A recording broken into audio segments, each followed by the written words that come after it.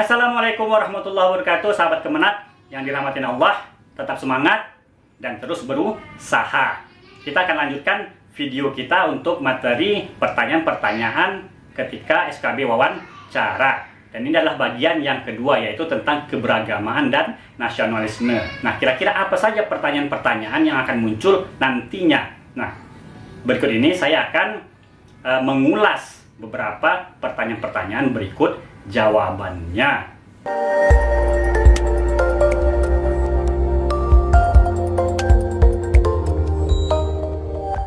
Pertanyaan yang pertama, apa pendapat Anda jika pimpinan Anda adalah seorang yang berkeyakinan berbeda dengan Anda? Nah, kira-kira ini apa jawabannya? Kira-kira bagaimana sikap kita terhadap pimpinan kita yang dia itu berbeda agamanya dengan kita? Maka kawan-kawan bisa menjawab, siapapun pemimpinnya, bahwa kita bekerja secara profesional dan tentunya kita bekerja sesuai dengan aturan-aturan yang berlaku.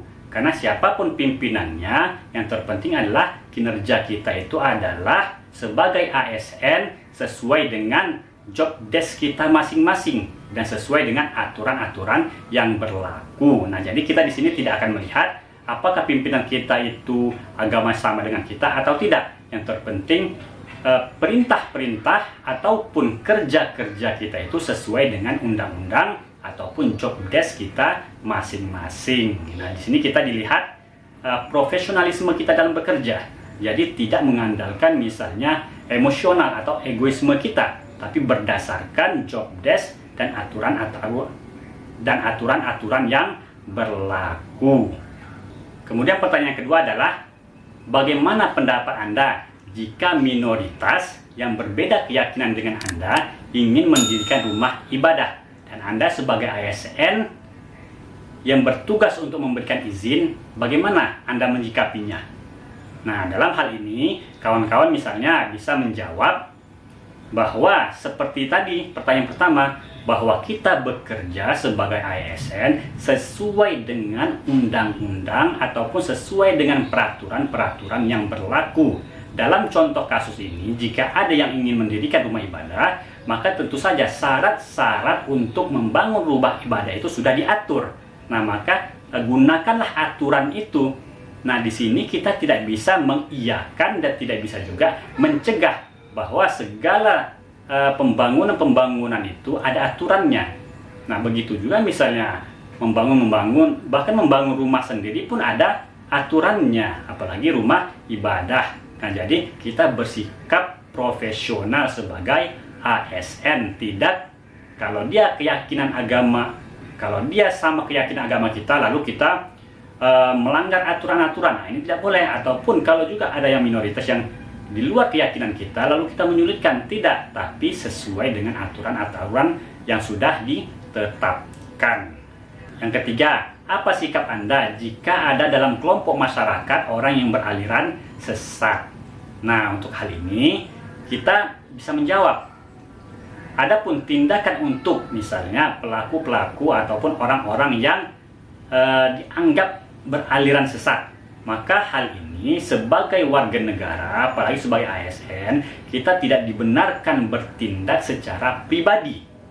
Nah, jika hal itu terdapat, maka harus dikoordinasikan kepada pemerintah setempat. Nah, mulai dari yang terkecil sampai pun nanti misalnya dari kalau kita di kelurahan-kelurahan,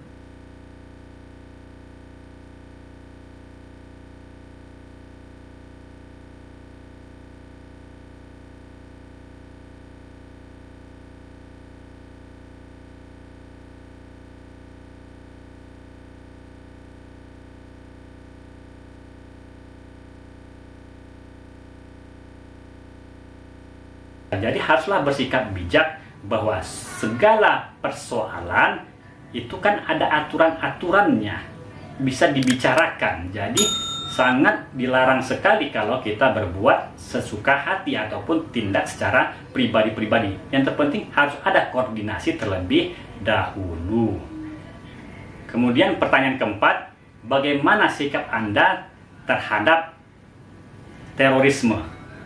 Nah, kalau hal-hal seperti ini jelas kita mengatakan bahwa terorisme itu tidak dibenarkan, baik oleh bangsa manapun dan baik juga oleh agama manapun, bahwa terorisme itu tidak dibenarkan. Dan ini sebenarnya sangat mudah kita untuk menjawabnya, karena terorisme itu bagaimanapun tidak dibenarkan baik oleh agama apapun maupun oleh bangsa manapun, karena aksi-aksi terorisme adalah aksi-aksi yang merugikan baik agama maupun berbangsa dan bernegara. Kemudian pertanyaan yang kelima, bagaimana pendapat Anda tentang masalah khilafiyah dalam beragama?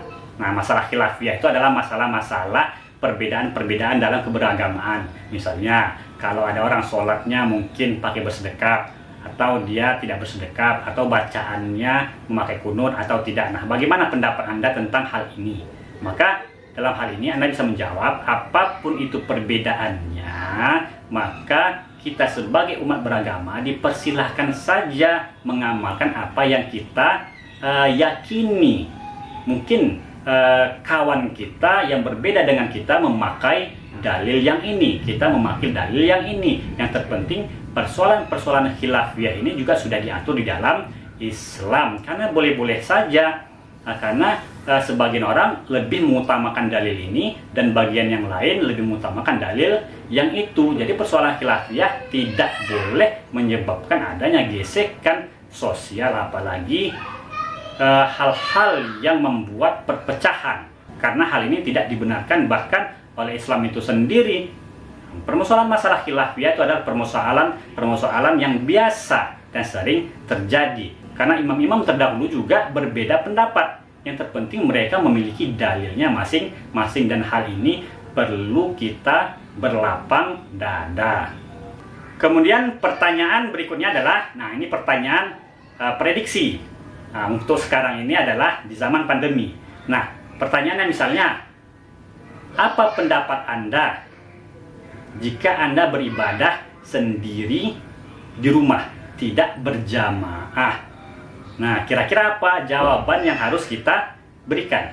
Maka, di antara jawaban yang dapat kita berikan adalah bahwa beribadah di rumah sendiri-sendiri tidaklah bertentangan dengan keyakinan agama, terlebih lagi sekarang ini saat pandemi, karena menolak itu kerusakan bahkan lebih dianjurkan ketimbang mengambil maslahat.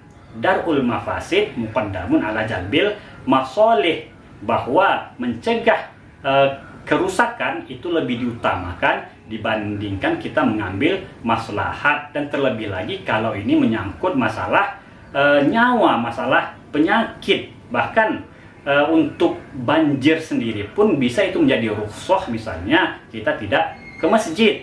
Nah, jadi hal-hal seperti ini juga tidak bertentangan dengan agama itu sendiri, karena agama itu sendiri adalah darul mafasid muqaddamun ala jalbil masalih. Kita lebih diutamakan meninggalkan hal-hal yang merusak dibandingkan kita untuk mengambil maslahat. Jadi perintah ataupun anjuran untuk misalnya ibadah di rumah, nah ini adalah dalam hal preventif. Semoga kita tidak terjangkiti oleh wabah COVID-19 ini, dan mudah-mudahan wabah ini segera selesai. Kemudian pertanyaan berikutnya adalah, bagaimana pendapat Anda?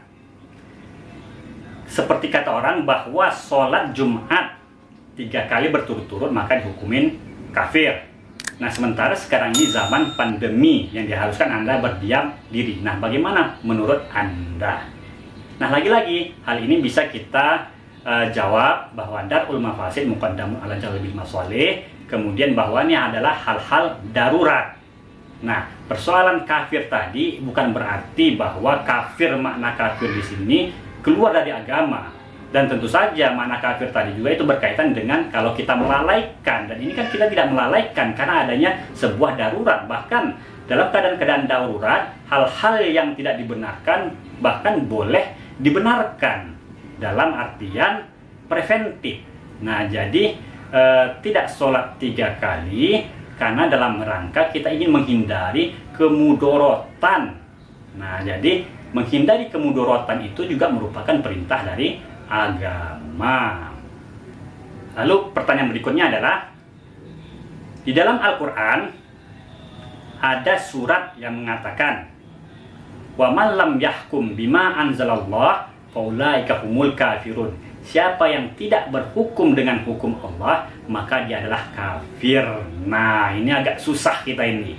Dalam Al-Quran sudah jelas, siapa yang tidak berhukum dengan hukum Allah, maka kafir. Nah, sementara apakah kita sebagai berbangsa dan negara ini telah menjalankan hukum Allah? Nah, bagaimana kita menjawab ini?